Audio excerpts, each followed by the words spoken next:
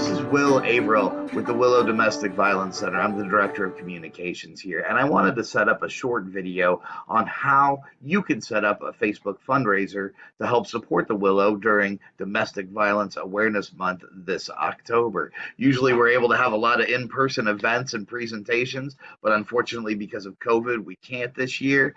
So all our events are going to be online, and we don't have the chance to get out into the community and talk to people.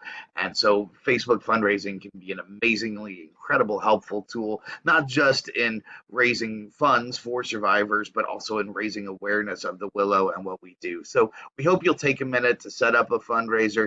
It doesn't cost you anything. And like I said, it can be a great chance for us to raise awareness and also to support Willow services.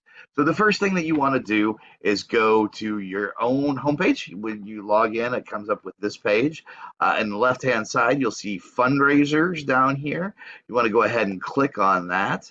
Once you click on the fundraisers, it'll ask you whether you want to fundraise for a nonprofit or fundraise for yourself, a friend, or a business. We're going to choose select nonprofit. A list of nonprofits will come up. For me, since I'm affiliated with the Willow does come up first. You may need to go ahead and type that in, but you could do that, and then you click on it when you're completed, and it will go in with starting with the basics. Here you put in your name, who you're raising money for, how much you want to raise. It defaults to 200. If you don't know that you'll be able to raise that much, you can put it as low as you'd like, or if you feel like you'll be able to raise a lot more, you can raise it up. As for when the fundraiser should end, it does default to 2 weeks, and you can use that, but if you'd like, you can also move it to the 31st, the end of October, give it the whole of Domestic Violence Awareness Month for people to know that you are fundraising.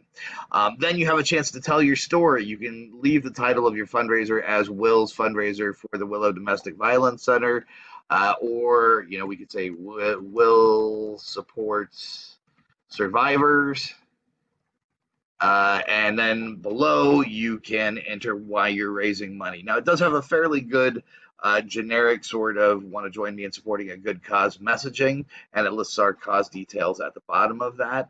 That's absolutely fine if you want to leave it as is. If you're somebody who doesn't like messing around with a lot of verbiage, I totally understand. However, you can personalize it if you like, put in your own personal story, how domestic violence, if you feel comfortable saying so, has affected you in your life, and why you believe it's important to support the Willow. Things like that can encourage people to raise money on your behalf. But either letting us know through your own personal story or leaving that in, either way works perfectly.